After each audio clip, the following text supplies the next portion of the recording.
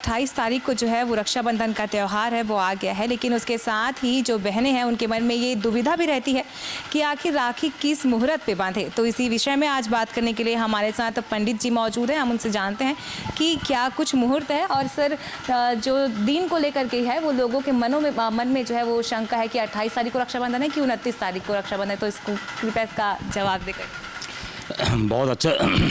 देखिए, रक्षाबंधन 28 अगस्त को ही मनाया जाएगा, क्योंकि 28 अगस्त को पूर्णिमा है। जब श्रावण की पूर्णिमा तिथि आती है तब हम रक्षाबंधन मनाते हैं। और रक्षाबंधन के साथ साथ लोग देखते हैं कि और कोई दोस्त तो नहीं है, इसलिए रक्षाबंधन इस बार का मुहूर्त जो है 3 भागों में बटा हुआ है। सुबह रक्षाबंधन प्रारंभ होगा 7:19 से लेकर के 8:53 तक। ये जो है लाभ की चौघड़िया है।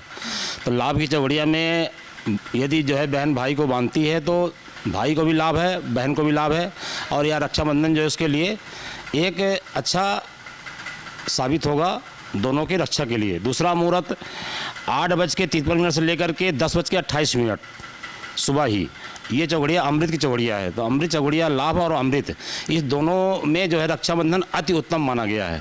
और इसी समय नक्षत्र भी है, योग भी है, करण भी है। और जो भद्रा की बात लोग करते हैं, भद्रा जो है पृथ्वी लोक में नहीं है और पूंछ की भद्रा है, इसलिए इसका भद्रा दोष रहितम, माने ये दोष से रहित है। इसलिए लाभ की चौघड़िया और अमृत की चौघड़िया ये दोनों पकड़ें। उसके बाद यदि 8:53 से लेकर के 10:28 तक नहीं बांध पाते हैं तो तीसरा मुहूर्त जो है शुभ की चौघड़िया आती है, जो 12:01 से लेकर के 1:37 तक है दोपहर का।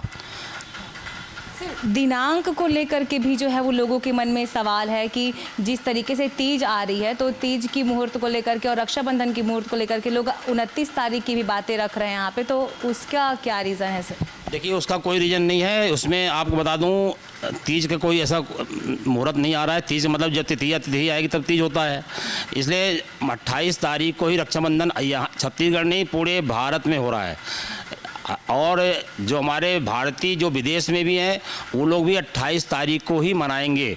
और आल भारत में, पूरे भारत में जो है वृंदावन से लेकर के अयोध्या से लेकर के मथुरा, काशी से लेकर के आपके जो है महाकाल और पूरे जितने भी जहाँ से पंचांग निकलते हैं, राजस्थान से, जयपुर से, सभी जगह मुहूर्त जो है 28 तारीख को ही रक्षाबंधन मनाया जाएगा। इसमें कोई माने तीजिया और ऐसा कोई बात है ही नहीं है। लोग अपनी मनगढ़ंत बातें कर रहे हैं। पंडित जी, सवाल ये भी है कि जिस तरीके से महिलाएं हैं, जो बहनें हैं, वो अगर जॉब में हैं, वर्किंग वूमेन है, तो उनको जो रक्षाबंधन के टाइम पे अगर वो शुभ मुहूर्त के अलावा किसी दूसरे मुहूर्त पे अगर राखी बांधती हैं तो क्या कुछ इसका नुकसान हो सकता है या फिर कोई फ़र्क नहीं पड़ेगा? नहीं, फ़र्क तो पड़ता है। देखिए, क्योंकि आप देखिए, लाभ की चौघड़िया हमने बताया, अमृत की चौघड़िया बताया हमने, शुभ की चौघड़िया बताया। ये तीनों चौघड़िया जो है बांधने से दोनों का आयु में और दोनों के जीवन में बहुत बड़ा परिवर्तन होता है।